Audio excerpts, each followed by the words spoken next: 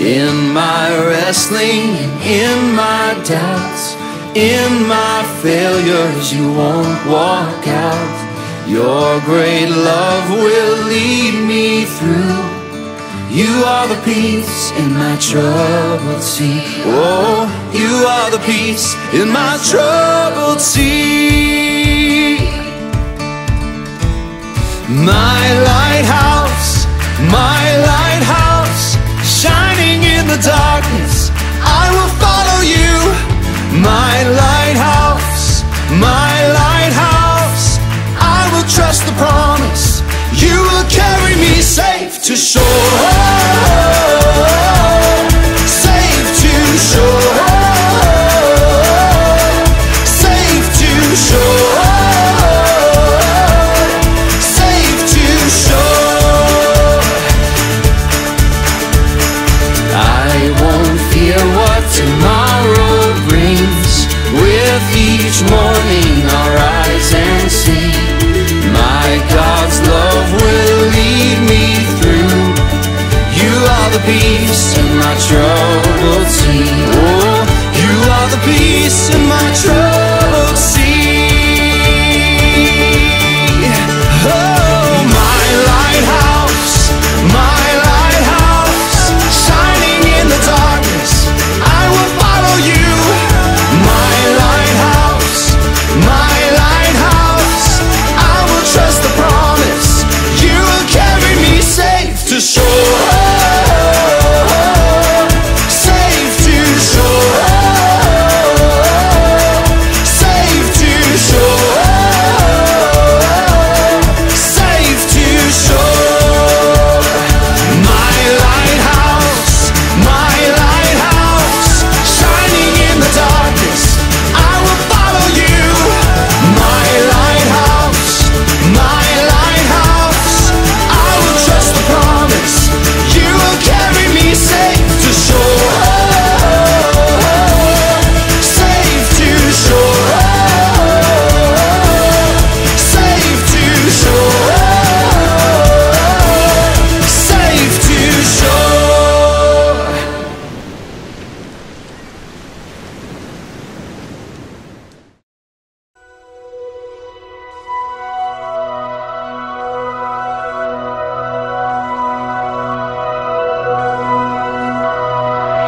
Who am I that the highest king would welcome me?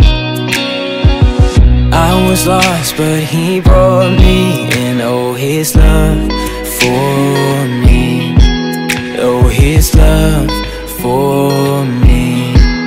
Who the sun sets free, oh, is free indeed. I'm a child of God, yes I am. Free at last he has ransomed me. His grace runs deep. While I was a slave to sin, Jesus died for me.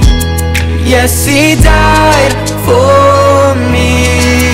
Who the sun sets free, oh, is free indeed.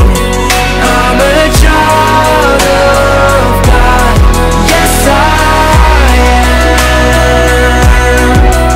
In my Father's house, there's a place for me. I'm a child of God, yes I am.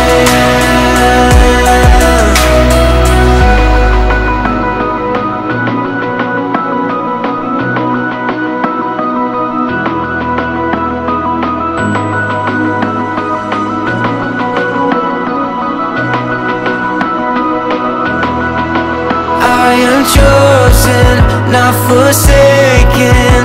I am who you say I am. You are for me, not against me. I am who you say I am. I am chosen, not forsaken. I am who you say I am. You are for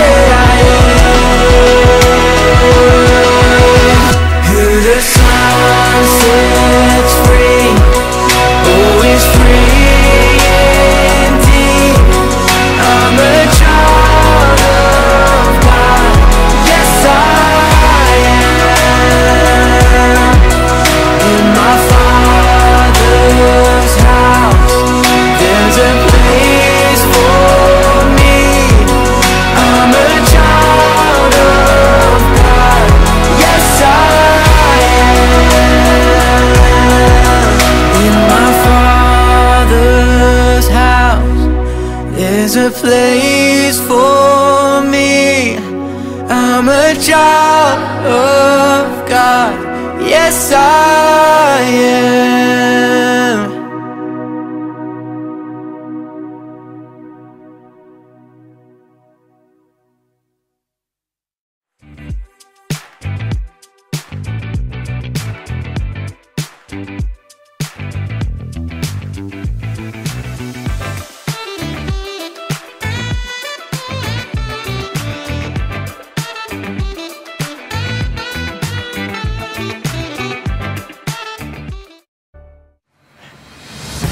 Hey there, welcome to Story Lab. This week we're talking about humility while we take a look at the story of two guys on a road trip who had the greatest surprise of their lives.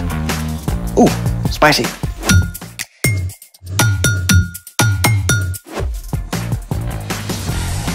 Hey, I'm Carter. And I'm Zeke. We're talking about humility, which is putting others first by giving up what you think you deserve. You know what I've always thought I deserved?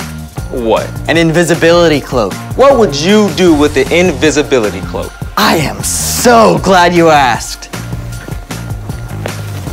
Wrapped in a secret sheath of invisibility, there's nothing I couldn't do. Like acquire extra cookies.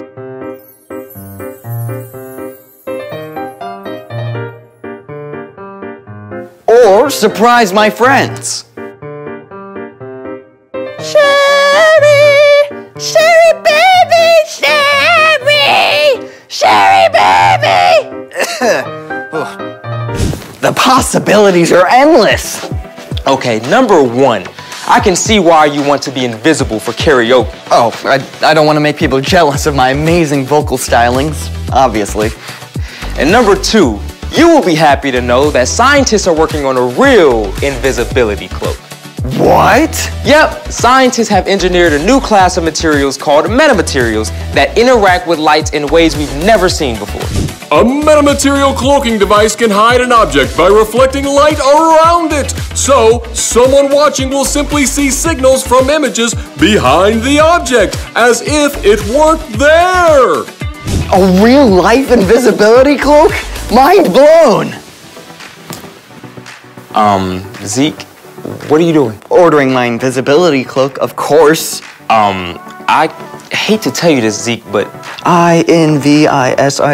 Why are there so many I's? so far, scientists have only been able to cloak something less than 1 inch tall.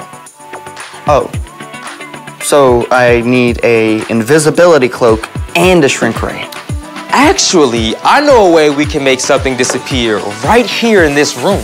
I've already been disappointed once today. No, really, it's super easy. Don't break my heart. This will work, honest. Well, then, let's make it. For this experiment, you need a large beaker, a small beaker, and some oil. Step 1, fill a large glass beaker about 3/4 of the way with oil.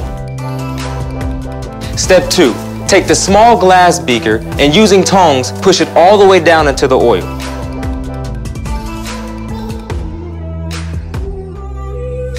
There you go.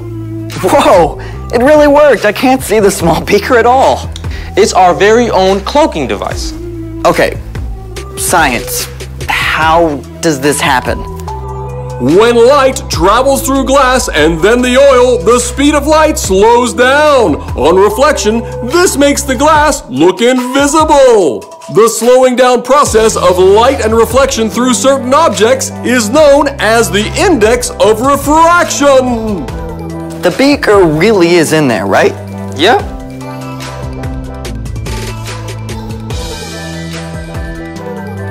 I love science. Well, we're about to look at something else that wasn't what it appeared to be. It's time for... The story before the story.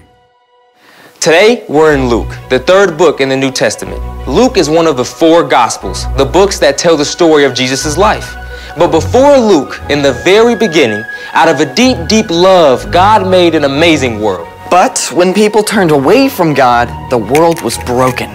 God made a plan to draw people back into relationship. So at the right time, God's very own son, Jesus, came to live among us. When Jesus grew up, he traveled from town to town, teaching and healing. But the religious leaders made plans to get rid of him.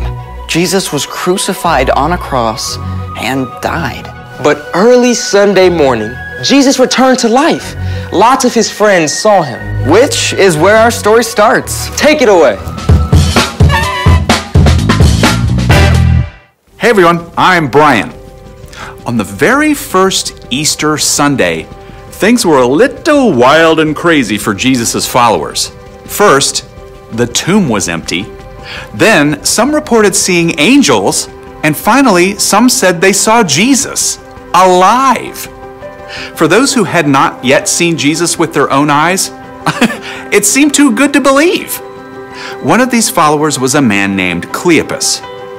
Sunday afternoon, Cleopas and a friend were walking from Jerusalem to the town of Emmaus, about 7 miles away.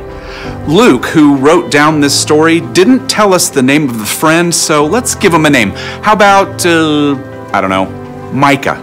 As they walked, Cleopas and Micah talked about everything that had happened in the last week, trying to understand. While they were deep in conversation, a man came up and started walking along with them. Spoiler alert, the man was Jesus. But God kept Cleopas and Micah from recognizing him. Jesus asked them, "What are you talking about as you walk along?" The two men stopped in their tracks. They just couldn't believe anybody could have missed all the action. Are you the only person visiting Jerusalem who doesn't know about the things that have happened there in the last few days? What things? About Jesus of Nazareth. He was a prophet. He was powerful in what he said and did in the sight of God and all the people. The chief priests and our rulers handed Jesus over to be sentenced to death. They nailed him to a cross.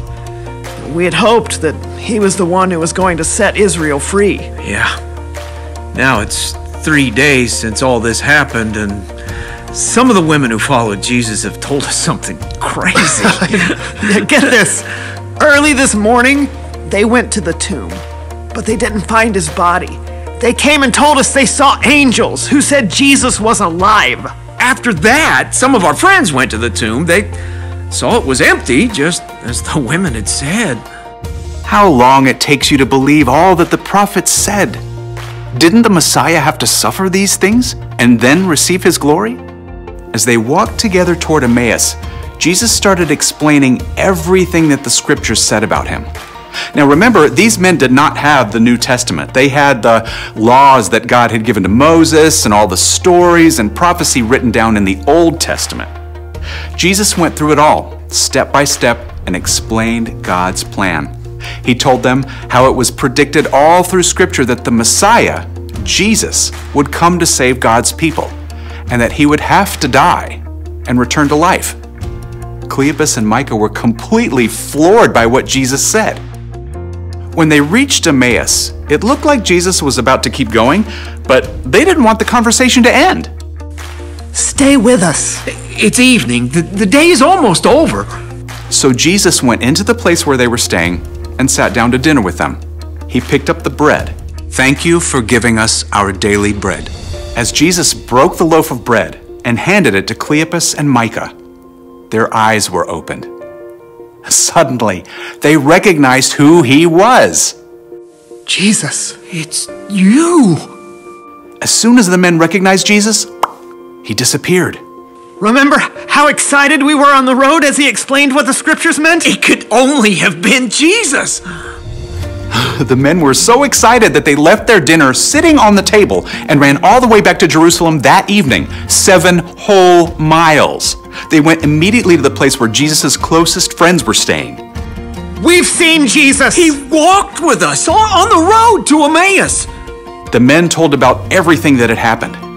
It was just one more amazing confirmation of the incredible truth. Yeah, that Jesus is alive. The end. Just imagine if you're one of those guys. I mean, you find out it's Jesus, and then he just disappears. Like he can do that now. I wish I could have heard Jesus himself explaining God's whole plan. Yeah, that was a pretty awesome thing Jesus did for them. So, what's our part in the story? Jesus cared about his friends so much that he wanted them to understand the big picture of what God was doing. And we can take the time to help others understand what God is up to as well. Like if you have a friend that feels like they don't fit in anywhere, remind them that God has made them unique, and he has a special place for them to feel that no one else can. Or maybe your cousin is going through a really rough time. You can encourage them that God can use even really hard things to do something good. You can show humility by taking the time to help people understand other stuff too, like a hard math problem. Or how to tie their shoe. Or the best way to shoot a basketball. Yeah, just be patient, even if they don't get it the first time. Or the second time. Yeah, I mean, I sure don't understand things right away either. Yeah, that's right, me included. See you next time. So, here's the thing. Put others first by helping them understand. Could we get a giant glass vat of oil for me to turn invisible in? Ew! The oil and glass invisibility effect does not work on opaque objects such as humans. Well, rats. How about you just enjoy some karaoke music? Thanks for joining us on the Story Lab. See you next time. Fly me to the moon. Let me play among the stars.